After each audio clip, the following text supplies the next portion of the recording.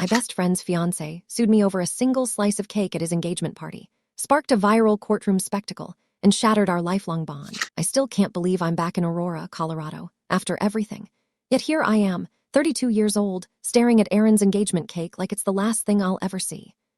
The ballroom's twinkling lights make the 3 tiers shimmer. Vanilla sponge with lavender buttercream, blush pink sugar roses climbing up the side. Aaron beamed when he chose it with Lydia. I force a smile, my heart pounding like a drumbeat, too loud, too fast. I tuck a loose strand of chestnut hair behind my ear and take a slow breath. "Hey!" I say, voice catching. Aaron's face lights up for a moment, a flicker of our old friendship, before Lydia sweeps in, all poise and ivory lace. They're so perfect together it hurts. I survey the guests. My cousin, my old college roommate, half-forgotten faces from high school reunions. They all look happy. Me, I'm nursing a breakup that still feels fresh, raw as blood. I clutch my wine glass, the cool stem grounding me as nostalgia squeezes my chest. Lydia drifts away to greet her grandmother, leaving Aaron by the cake. He leans in, whispering something about how excited he is, his hand brushing hers. My throat constricts. Memories cascade, slumber parties as kids, late-night drives down Colfax Avenue, secrets shared on the wrought iron fire escape of our first apartment together. I swallow. I'm not his partner anymore, I never was. My eyes flick to the cake again, that perfect slice screaming to be tasted. It's ridiculous, just cake, but longing tastes like rain on cracked pavement, sweet and terrible. Impulse ignites inside me. Without thinking, I lift my fork, inching it toward the lavender icing. For a heartbeat, everything slows, the hush of music, the whisper of linen napkins, hearts beating in ribcage around me. The tines pierce the soft sponge. I lift a forkful. The buttercream clings to the prongs, pale and smooth. I watch it wobble, suspended between me and the world that's moved on. My pulse thunders in my ears. Eat, comfort, remember. I bring the fork to my lips and close my eyes, tasting nostalgia in every crumb. Then Aaron gasps. My eyes snap open. The ballroom spins. I freeze, fork halfway to my mouth. Lydia's back around the cake, her gaze sharpening as she spots me. A hush slides through the crowd, whispers threading like vines. I see Aaron's face contort, surprise, amusement, then concern as he blurts, "Mara, what are you doing?" Time fractures. The fork trembles in my hand. I'm caught in a moment I can't undo. And suddenly, everything's gone still. But nothing will ever be the same. Air froze in the ballroom the moment Lydia's gaze locked onto the fork trembling in my hand. I felt every head turn as she took a slow, deliberate step toward me, ivory train whispering on the marble floor.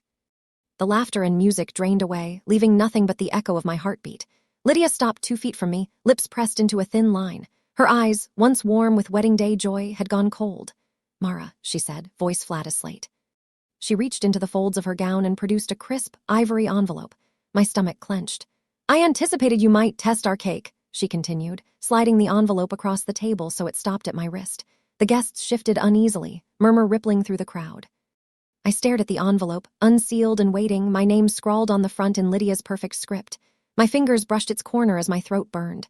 "What is this?" I managed, voice small. Lydia smiled tight, predatory.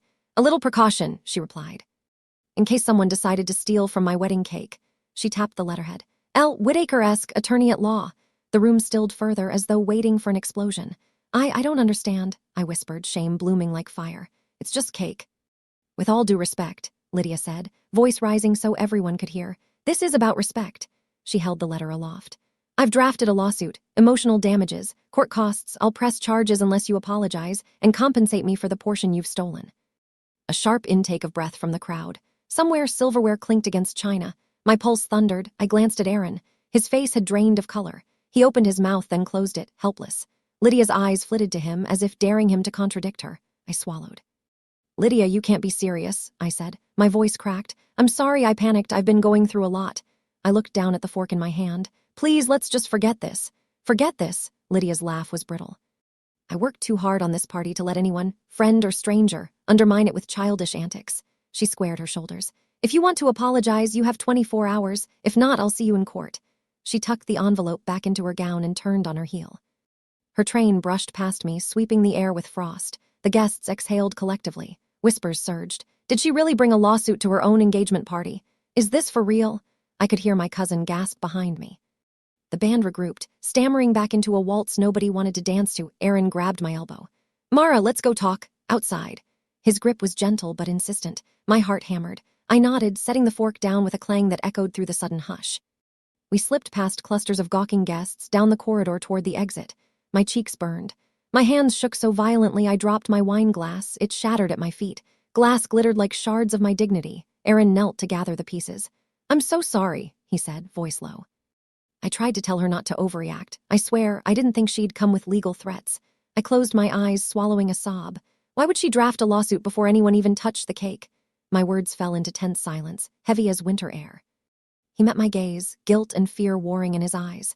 She wanted to be prepared. She's always been like that.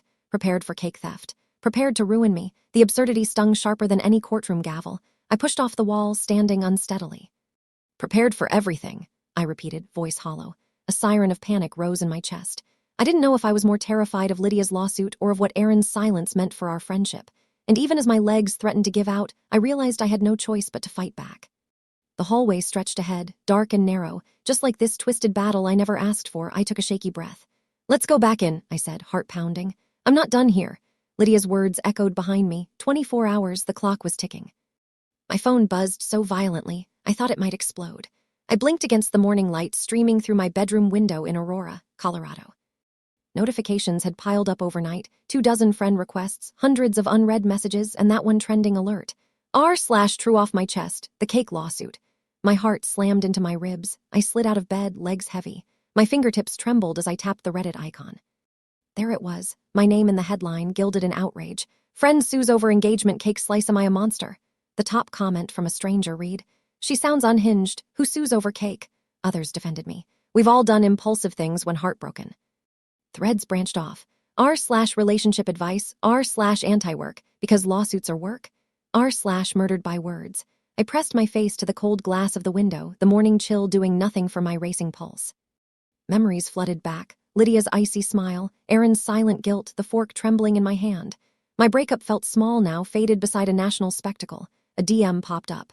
"Care to explain why you stole wedding cake?" I stared at the text. Almost 200 messages like that sat unread. Some were cruel, mocking gifs of cake-eating animals. Others were kind. "Hey, I support you, sending hugs." I scrolled until my thumb ached, my throat tightened. I knew what I had to do. I tapped create post and chose R/true off my chest. Title. I panicked and took a bite of my childhood friend's engagement cake. Now she's suing me for emotional damages. I'm Mara, 32, from Aurora, Colorado. Last night at Aaron's engagement party, I saw that gorgeous 3-tiered cake and acted on impulse, driven by nostalgia and heartbreak. Instead of hugging him hello, I lifted a forkful of lavender buttercream and tasted it, eyes closed. It was a stupid, childish thing, and I own that. But before I even chewed, his fiancée, Lydia, produced a lawsuit letter she'd drafted in advance, accusing me of symbolic betrayal and demanding emotional damages.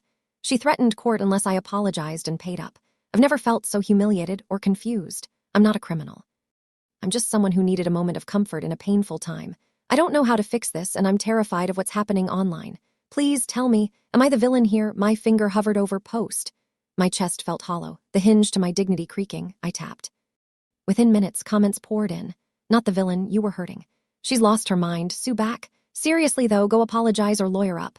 Some offered legal advice, others offered free therapy referrals. Strangers sent me links to support groups for anxiety and public shaming. My inbox overflowed with people wanting to champion me, or dunk on me. As the post climbed into the thousands of upvotes, my emotions spiraled.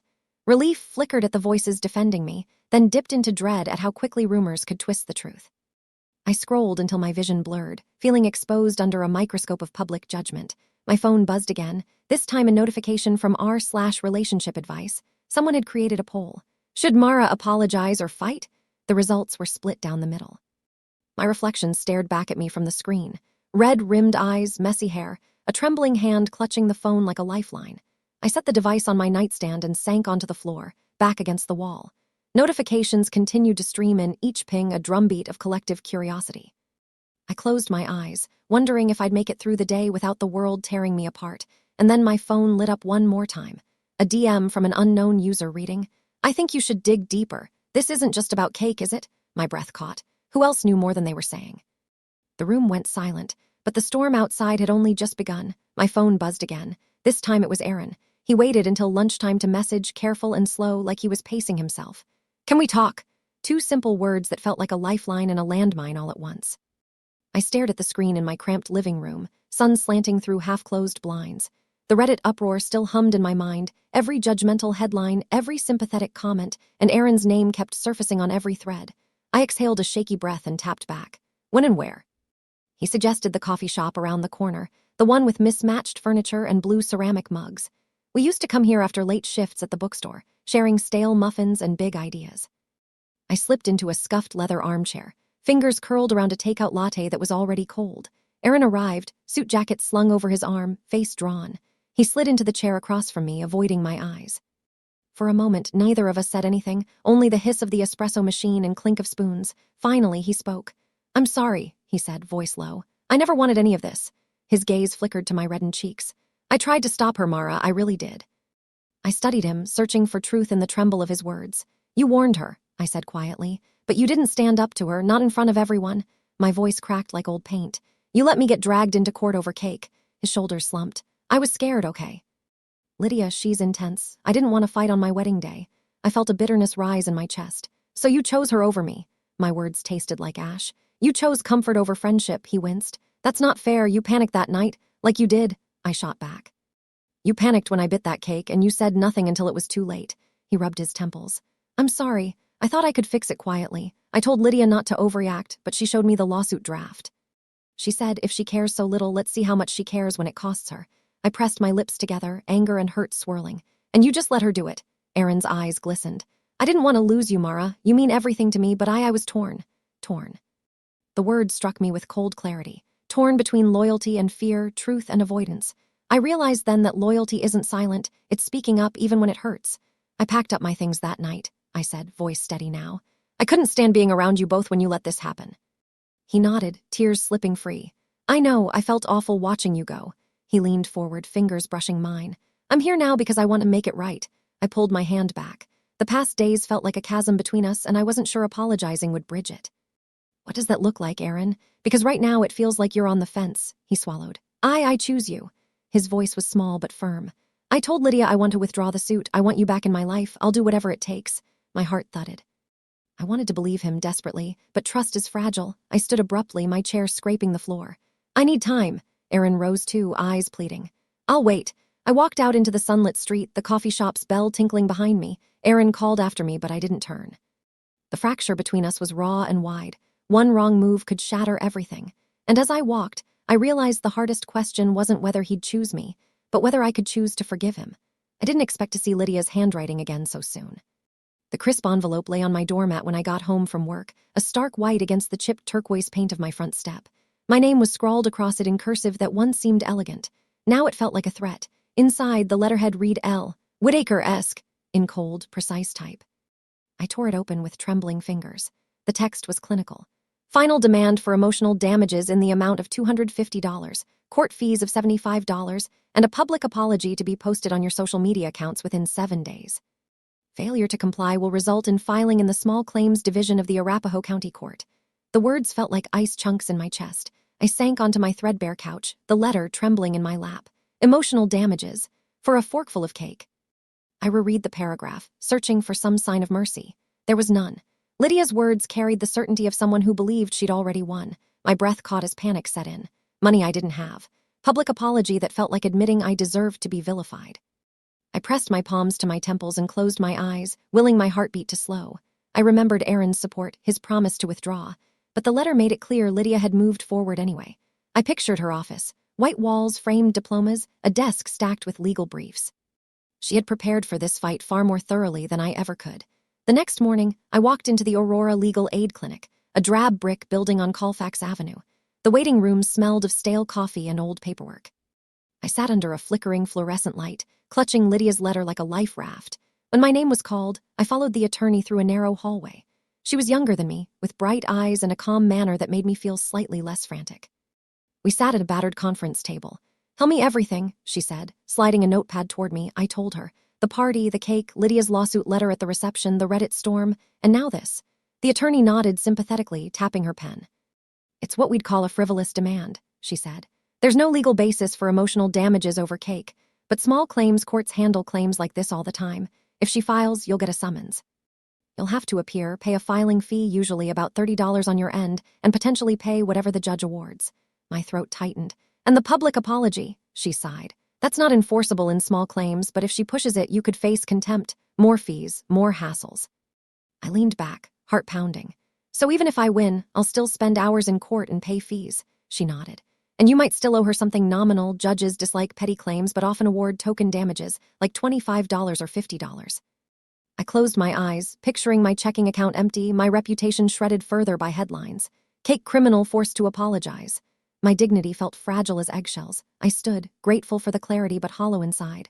What can I do? She handed me a sheet. Here's how to respond when you get a summons. You can file a counterclaim for harassment if you choose, but know that any countersuit costs more time and money. You can also try mediation. Sometimes the court offers it. Honestly, your best bet is to negotiate with her attorney. Negotiate. I pictured Lydia's smug smile. It felt impossible. I left the clinic clutching the paper. The afternoon sun bleached the world bright and cold. The letter lay heavy in my purse, each word a ticking clock. This wasn't just about money. It was about my self-respect. And as I walked home, I realized the real cost wasn't the $325, or even my ruined pride. It was the quiet surrender of my boundaries, one crumb of cake at a time. The countdown had begun. Time slowed as I stepped into the cramped Arapahoe County courtroom, the smell of aged wood and polished leather wrapping around me like a noose. I slid into the hard wooden seat beside my lawyer, heart pounding so loud I feared the judge might hear it from the bench. Across the aisle, Lydia sat prim and composed in her ivory dress, the same gown she wore at the engagement party, clutching her purse as if it were a shield. Aaron hovered in the back, eyes flicking between us, guilt etched into every line of his face. "State your case," Judge Reynolds intoned, his voice gravelly with impatience. He was older, glasses perched on the bridge of his nose, wearing a dark robe that seemed to swallow him whole. His gavel lay ready, waiting to pronounce judgment on what he likely viewed as a frivolous squabble. Lydia rose first, shoulders squared. She cleared her throat, voice trembling with practiced emotion. "Your Honor, it's not the cake itself, it's what it represented," she began, eyes glistening. "That slice was meant to celebrate a life-changing moment." Mara's impulsive act shattered that symbol of joy. "I've suffered embarrassment, stress, and emotional distress. I ask this court to grant me damages to acknowledge the gravity of her betrayal." She fished a tissue from her purse and dabbed at her eyes. I watched the jury, 2 local business owners and a schoolteacher, lean in, their faces unreadable. I could almost hear their thoughts. "A cake slice, seriously." When Lydia finished, her attorney presented a stack of scribbled notes, screenshots of Reddit threads mocking her pain, printed tweets, even photos of guests glancing at Mara with shock and pity. "Emotional injury isn't invisible," he said, sliding the papers forward. Then it was my turn. I rose, voice catching for a moment before steadying. "Your Honor, I take full responsibility for my actions," I began, heart hammering against my ribs. I didn't mean to harm anyone. I was grieving a breakup, and seeing that cake reminded me of every good memory I'd ever had with Aaron. I acted out of nostalgia, not malice. I met the judge's eyes. "I've apologized publicly, and I've offered to pay for the damage, but forcing someone into court over a forkful of cake is disproportionate. This is a dispute better settled by understanding, not legal posturing." My lawyer called Aaron next. He stepped forward, voice low. "I warned Lydia not to pursue this," he admitted under oath. "But she was committed. Mara's intention wasn't malicious. She's a caring friend who made a mistake. The final witness was a guest from the party, Mrs. Delgado, who testified. It was heartbreaking to see someone hauled into court over dessert. I've been to hundreds of celebrations, and I've never seen anything like this." She shrugged, shifting in her seat. As testimonies ended, the judge leaned back, fingers steepled. "I've heard arguments on both sides," he said quietly. "This court must decide whether the symbolic nature of a cake slice justifies emotional damages, and if so, how much." He paused, turning toward Lydia. "Plaintiff, what amount are you seeking?" Lydia's chin trembled. $300, Your Honor." A hush fell. I squeezed my lawyer's hand, mind racing at the thought of victory, or the possibility that I'd still owe something. Judge Reynolds tapped his gavel. "I will deliberate and issue my ruling shortly." The echo of that tap reverberated through the silent courtroom, and I realized that in minutes, my fate over a single bite of cake would be sealed. The air felt impossibly thick as everyone waited, and I swallowed hard, bracing for the verdict that could undo us all. The gavel's knock echoed in my chest long after Judge Reynolds stepped down from the bench. I stood frozen as he pronounced the verdict. "In this matter, the court finds in favor of the plaintiff for nominal emotional damages of $50. The words felt both triumph and absurdity rolled into one. Lydia's face lit with victory. I felt a strange relief that the ordeal was finally over, and a deeper pang that it had ever begun. The courtroom exhaled. I slid from my seat, the wooden floor cool beneath my feet. Lydia collected her $50 check with a beaming, self-satisfied smile, folding it into her purse with the precision of someone who'd won a much bigger prize. I met her eyes for a moment. Hers gleamed. Mine were distant, hollow. Aaron waited in the foyer, shoulders slumped, as if the weight of every whispered comment and shared meme pressed down on him. He stepped toward me, voice low. "I'm sorry," he said, not for the lawsuit, but for all the moments he'd let this spiral out of control. He held out his hand. I took it instinctively, needing something real amid all the staged drama. Outside the courthouse, the sun was high, too bright, as if glaring at us for choosing a courtroom over a heartfelt conversation. Lydia's entourage moved off in a triumphant parade, congratulating her on standing her ground. I watched them go, a strange envy flickering in my chest. She'd gotten her spectacle. Aaron led me to the steps. "You okay?" he asked, eyes searching. I nodded, voice catching. "I'm just surprised how something so small could become so big." He wrapped an arm around my shoulders. "People love a show," he said quietly, "but that doesn't make it right." I drew in a shaky breath, the metal rail biting into my palm. The judge acknowledged Lydia's claim as technically valid, yet trivial, just $50. A Pyrrhic victory. She'd won, but only by proving how disproportionate her vendetta was. I realized I felt more battered by the process, the public shaming, the legal fees, the fracture in my friendship than any monetary loss could explain. I lost something, I admitted, tracing a crack in the stone steps. "Not the money, but something between us." I glanced at Aaron. "Between all of us," he nodded, his face taut with regret.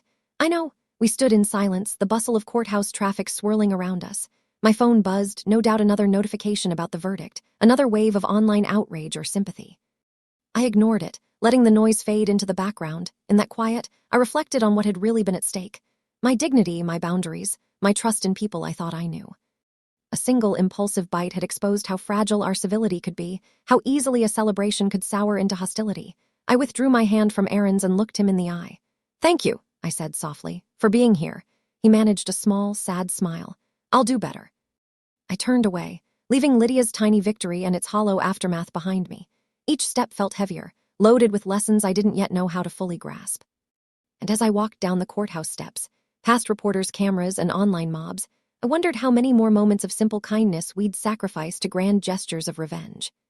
Because in the end, a $50 check couldn't mend what hate had fractured, and that realization was worth far more than any nominal judgment. But I still didn't know if healing was possible. I found solace in routine the week after the trial. Each morning, I sat at my small kitchen table in Aurora, Colorado, cream mug of tea in hand, opening my laptop to draft a new Reddit update. My fingers hovered over the keys as I searched for the right words: honesty, accountability, empathy. I published under my original username, knowing the online mob would be watching. Update: it's been 2 weeks since the cake lawsuit verdict. I paid the $50 emotional damages, but more importantly, I paid for a therapist's first session. I've learned that boundaries aren't just about saying no. They're about knowing when to say yes to self-care. Aaron and I are rebuilding our friendship slowly. He's listened without defensiveness, and I've forgiven his earlier silence. Lydia's engagement moved forward without further drama. Her party went off without a glitch, and I wasn't invited. I've accepted that some doors close forever, and that's okay. I hit post and watched as upvotes trickled in, not the frenzy of before, but steady, sincere support.